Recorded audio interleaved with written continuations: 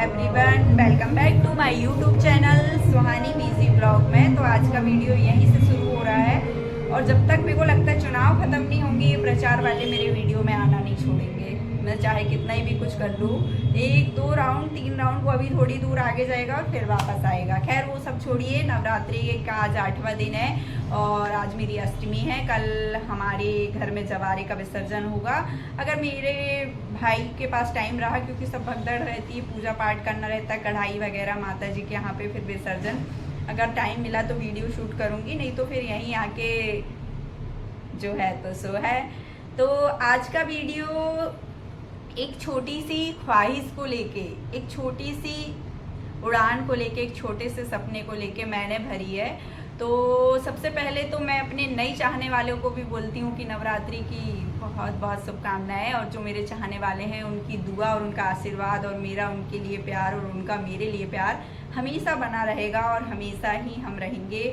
और एक जो मेरा नाम है सीक्रेट्स लुइस, तो लुइस आप जब भी आएँ और जब भी जो भी लुइस होगा मेरा वीडियो देखेगा तो प्लीज़ कमेंट करें और बताना कि मैंने कितनी हलचल करी है, तो मेरे वीडियोस आपको कैसे लगे।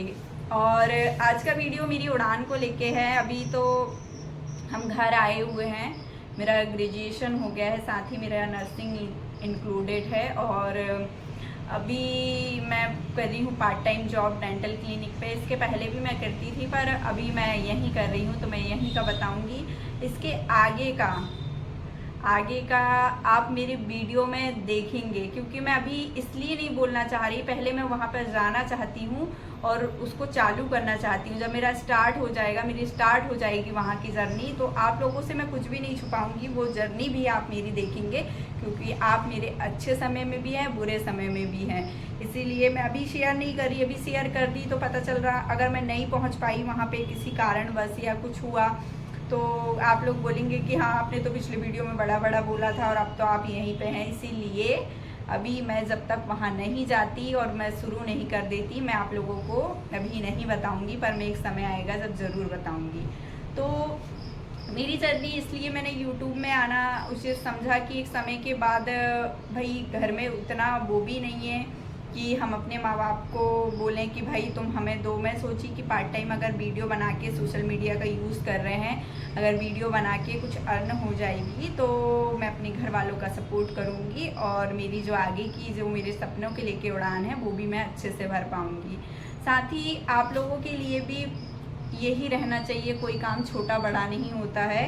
कभी भी पैसों को लेके जॉब मत करना, कभी भी ये सोच के जॉब मत करना कि इस जॉब से हमें इतने कम पैसे मिल रहे हैं और उस जॉब से हमें बड़ी रकम मिल रही है, बहुत सैलरी मिल रही है। जैसे कि मैं नर्सिंग स्टाफ हूँ, अमरवाड़ा का स्टार्टअप और छिंदवाड़ा के स्टार्टअप, यहाँ पे बहुत कम सैलरी है नर्सिंगों की, ज़्यादा सैलरी है नहीं है, और 3 महीनों का कोई GDA कर लिया है तो उनने हमारे सैलरी लेवल को और गिरा दिया है, जिससे कि वो कम में करते हैं। तो हम लोग जो डिग्री करे हुए हैं, हम लोगों को डिग्री में ही इतने पैसे खर्च हो जाते हैं, साला हम सोचते हैं कि इतनी कम सैलरी में हम कैसे करें, मगर उन लोगों की वजह से हमारा सैलरी लेवल बहुत कम हो गया है। या तो मैं कहती हूँ कि उन्हें भी डिग्री कराओ भाई। प्रधानमंत्री, अगर आप प्रधानमंत्री जी से मेरी तो साफ साफ निवेदन है कि अगर ये 3 महीने का GDA करा के आप हमारे डिग्री लेवल को गिरा रहे हैं, हमारी सैलरी को गिरा रहे हैं, तो ये गलत है। क्योंकि एप्रन जिसकी वैल्यू इतनी होती है, हर कोई एप्रन पहन के घूम रहा है, वाइट कोट पहन के 3 महीने का कोर्स करके। अरे मैं मान रही हूँ कि जो बड़े कोर्स नहीं कर सकते वो 3 महीने का कर सकते हैं, मगर उससे हमारी सैलरी पे भी तो इफेक्ट पड़ रहा है। या तो हमारी सैलरी का वो रखिए कि भाई जिनने GNM किया है उनकी सैलरी इतनी होगी, या जिनने BSc किया है उसकी सैलरी इतनी होगी, या जिनने लैब टेक्नीशियन का किया है उसकी सैलरी इतनी होगी। आज बहुत सारे लोग ऐसे हैं कि जिनकी वजह से हमारी सैलरी ये कर लेने देते हैं। प्रचार प्रसार ये भी ज़रूरी है देश हित के लिए।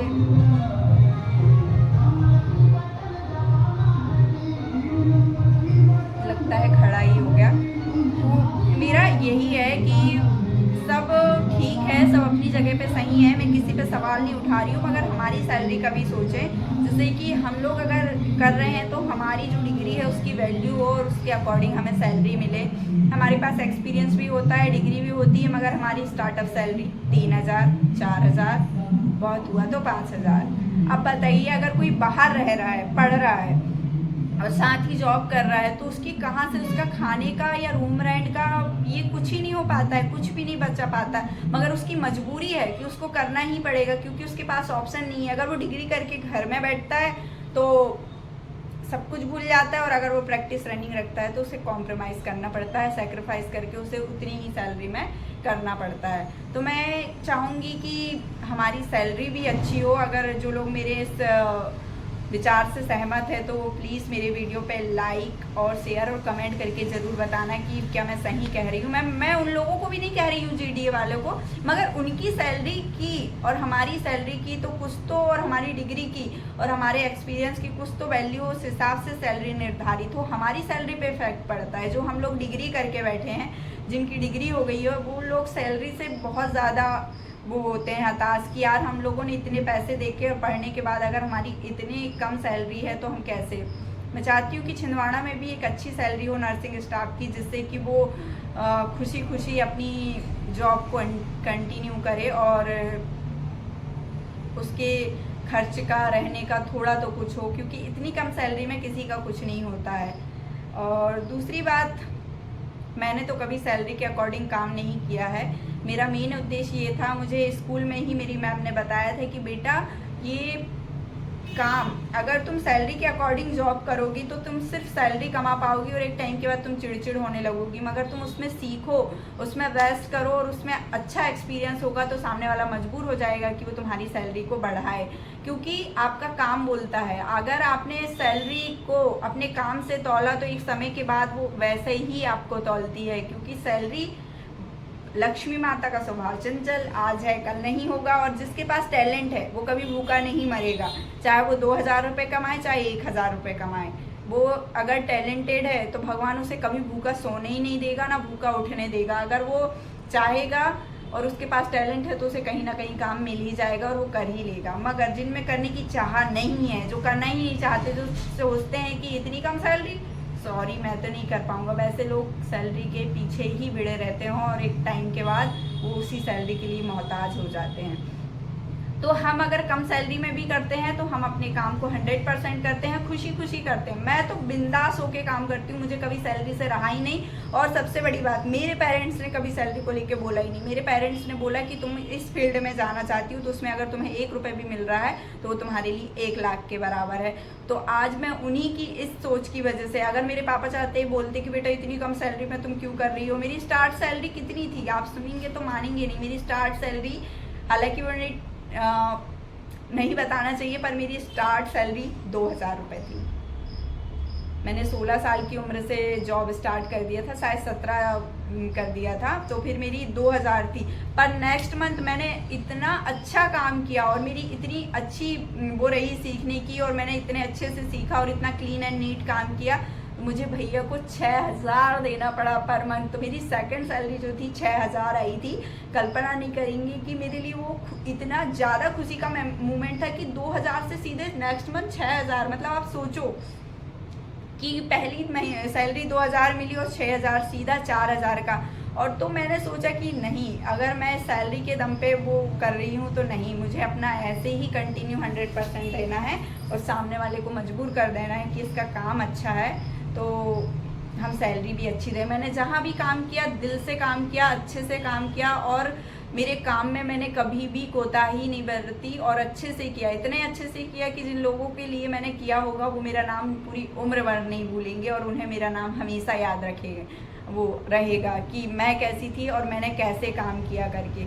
हालांकि मेरे जलने वाले भी कम नहीं है और वो जलने वाले कभी ख़त्म भी नहीं होंगे, क्योंकि उनकी आदत और उनकी फितरत है जलना, तो वो हमेशा जलते रहेंगे। तो भगवान उन्हें भी अच्छा दे। मैं तो चाहती हूँ, पर एक है ना, ये कलयुग है, यहाँ का यहीं भोग के जाना है। इसलिए मेरे जलने वालों को भी मेरा प्रणाम और मेरे चाहने वालों को तो मेरे दिल से बहुत बाय हार्ट। ये जो मेरा प्यार है और जो मेरा सपोर्ट है, भगवान ऐसा ही बनाए रखे और मेरे कंटिन्यू जाने पर, और मैं वीडियोस शायद अब पहले अभी जैसे कंटिन्यू आ जाते हैं, शायद अब थोड़े लेट आएंगे क्योंकि स्टडी भी चालू होगी। अभी भी मैं यहाँ आई हूँ ना, मुझे इतना ज़्यादा सपोर्ट है। मैं वीडियो बनाती हूँ तो सर का रहता है, सर मेरे से पूछते हैं आके तेरा वीडियो आज कंप्लीट हो गया, नहीं हुआ होगा तो मैं यहाँ जाऊँगा, इतने टाइम में तो अपने वीडियो बना लेना करके। इतना सपोर्ट है मेरे को। मैम मेरी हर छोटी सी चीज़ का ध्यान रखती है, तेरे लिए चप्पल वो हो गई है, तेरे लिए ये हो गया, इतना प्यार भाई बहुत है। जो बराबरी से बिठाए और अपने बराबर से सिखाए, और सिखाने में मुझे बराबर बताना कि तू ये कर, तुझे ये बता देती हूँ, मैं वो बता देती हूँ। मेरा ये एरिया ही नहीं था डेंटल, मैंने फर्स्ट टाइम अभी ज्वाइन किया है, ज़्यादा टाइम नहीं हुआ मुझे, पर इतने अच्छे से मुझे सिखा दिया और मेरी सीखने की कैपेसिटी, मैं इतने कम टाइम में इतना अच्छा सीख गई कि इतनी खुश हैं वो मेरे से कि यार मान गए सुलेखा।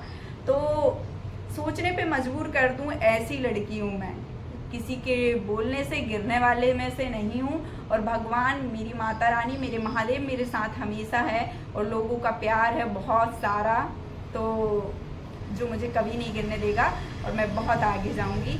आज का वीडियो बहुत लंबा हो गया है, फिर से नीट अपलोड करने में बहुत दिक्कत होगी क्योंकि मेरा डाटा इतना नहीं मिलता है। चलो मिलते हैं मेरे अगले वीडियो में, तब तक के लिए मैं सुलेखा और स्वानी लेती हूँ आपसे अलविदा। और अगर मेरा ये वीडियो किसी की भावना को ठेस पहुँचाना नहीं था, मेरी आप बीती लोगों को बताना था, तो प्लीज़ कोई भी इसे दिल से ना ले, और आपके लायक हो तो आप इसे अच्छा समझें, आपके लायक ना हो तो आगे भी शेयर कर दें। Thank you, bye bye, thanks for watching, Radhe Radhe, आपका दिन शुभ रहे, जय माता की।